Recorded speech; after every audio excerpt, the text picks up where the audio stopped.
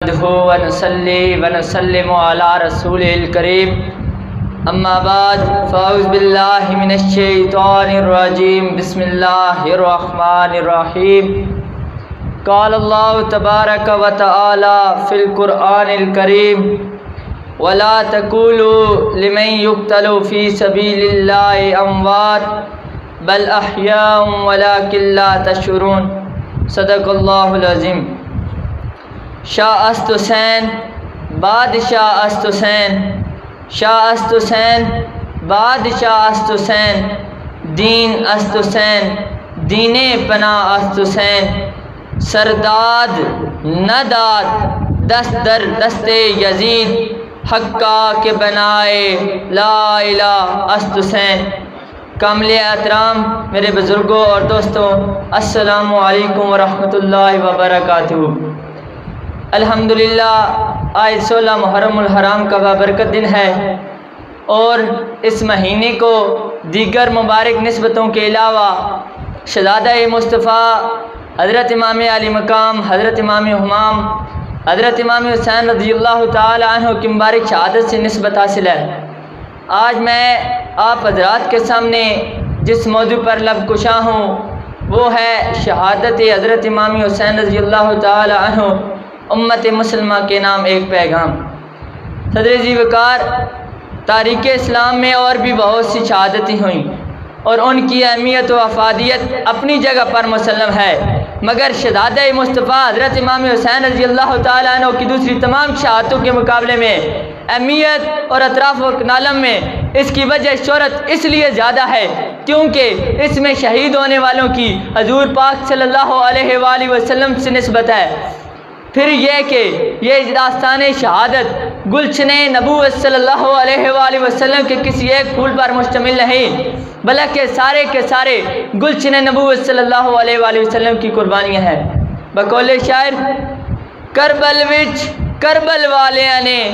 کربل وچ کربل والیاں نے کربل نو نظارہ دے چھڑیا، زینب نے سامنے اکھیاں دا تارا دے چھڑیا، سید نے کھلو کے کربل وچ منہ کر کے شہر مدینے نو، کیا دین تیرے تے نانا جی گھر بار ہے سارا دے چھڑیا، شاہ عباس پانی نو ٹریا اے او جا کے پھر نہ مڑیا اے، بازو کٹوا کے نانے دے گلشن نو سہارا دے چھڑیا، سید نے آکھیا ظالماں نو بند کر لو بے شک پانی نو، اساں اپنے تسیاں بالا نو کوثر دا کنارہ دے چھڑیا۔ حضرات گرامی قدر، باقی واقعات شہادت 1، 2، 3 یا 4 نفوس پر مشتمل ہوتے ہیں، مگر واقعہ کربلا گلشن نبوت صلی اللہ علیہ وآلہ وسلم کے درجنوں پھولوں اور کلیوں کے مسلے جانے کی داستان ہے، لہذا تاریخ کے کسی بھی دور میں امت مسلمہ واقعہ کربلا اس کی اہمیت اور اس کی تفصیلات کو فراموش نہیں کر سکتی۔ صدر ذی وقار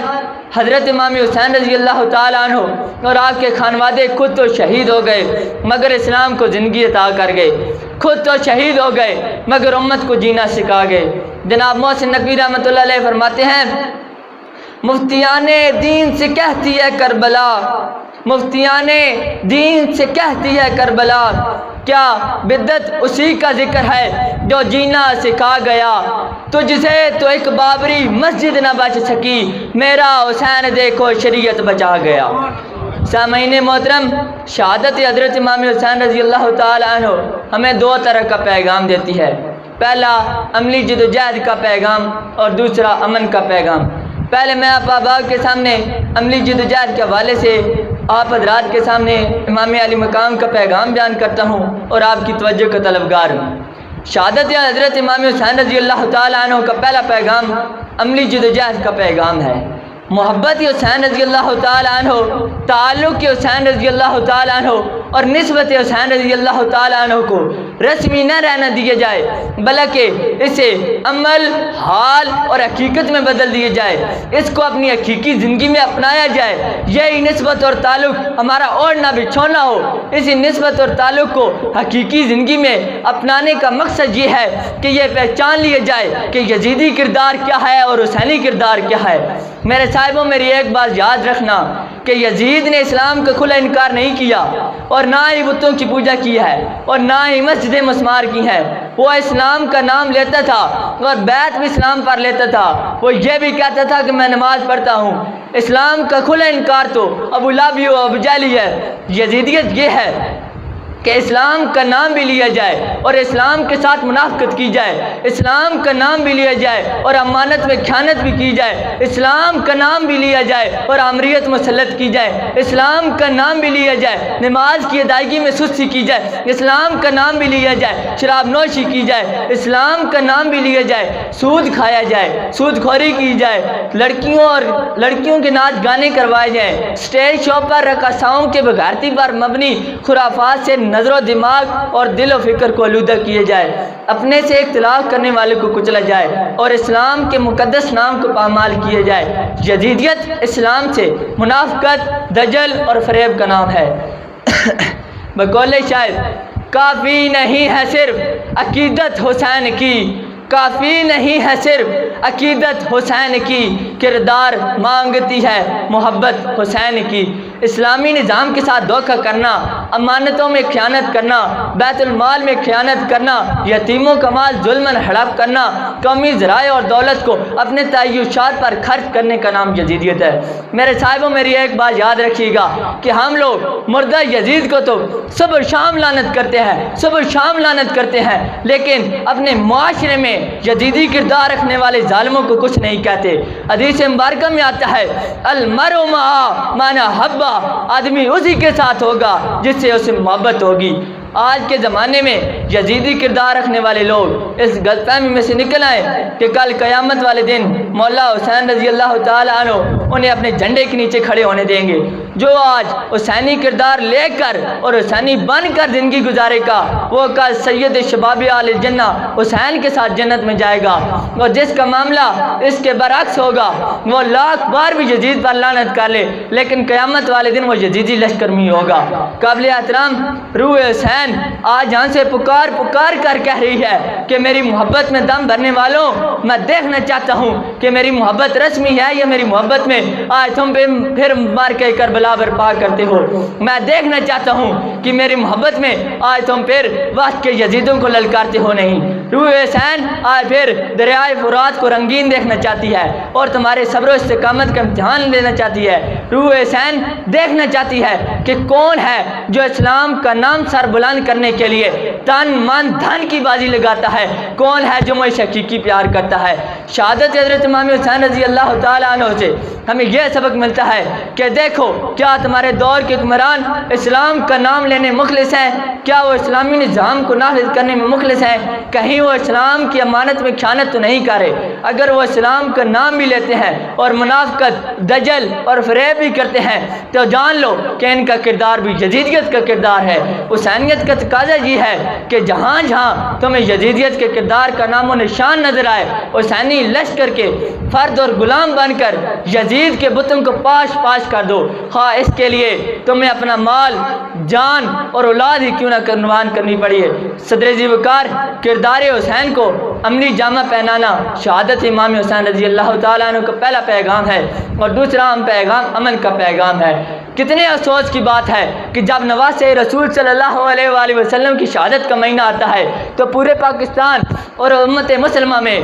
فسادات کا خطرہ لاحق ہو جاتا ہے، کرفیو نافذ ہونے لگتے ہیں، گولیاں چلنے لگتی ہیں، ایک دوسرے کے گلے کاٹے جاتے ہیں، غیر مسلموں کے لیے مسلمان قوم وجہ استہزاء بن کر رہ جاتی ہے۔ غیروں کے نزدیک مسلمان نہ تو رسول اللہ صلی اللہ علیہ وآلہ وسلم پر متفق ہیں، نہ اہل بیت اطہار پر اور نہ ہی صحابہ کرام رضی اللہ تعالیٰ عنہم پر، ان کا اسلام پر بھی اتفاق نہیں اور نہ ہی قرآن پر، بلکہ یہ ایسی امت ہے کہ جن کا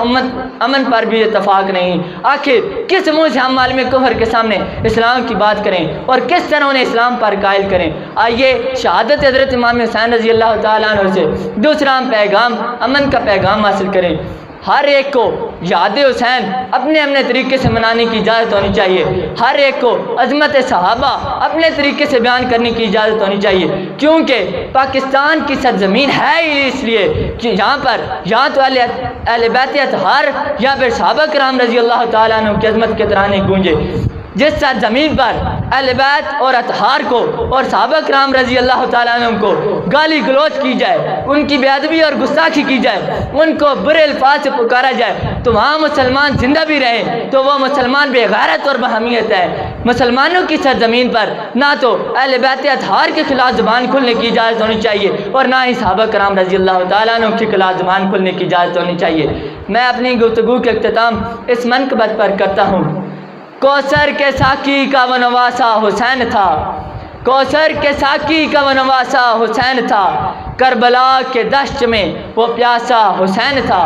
بادل یزیدیت کے پھیلے تھے چار سو، ان میں چمکتا ایک ستارہ حسین تھا۔ کرتا وہ کیسے ہاتھ پر بیت یزید کے، کرتا وہ کیسے ہاتھ پر بیت یزید کے، اس وقت سب سے عرفہ والا حسین تھا۔ ہلنے لگا تھا عرش الہی بھی اس گھڑی، ہلنے لگا تھا عرش الہی بھی اس گھڑی، جب کربلا کی ریت پہ تڑپا حسین تھا۔ پردیس میں شہید جسے کر دیا گیا، پردیس میں شہید جسے کر دیا گیا، وہ مصطفیٰ کی آنکھ کا تارا حسین تھا۔ اللہ تعالیٰ ہم سب کو مشن حضرت امام حسین رضی اللہ تعالیٰ عنہ کو زندہ رکھنے کی توفیق عطا فرمائے، اور جو پیغام انہوں نے امت کے لیے چھوڑا اس پر عمل پیرا ہونے کی توفیق عطا فرمائے۔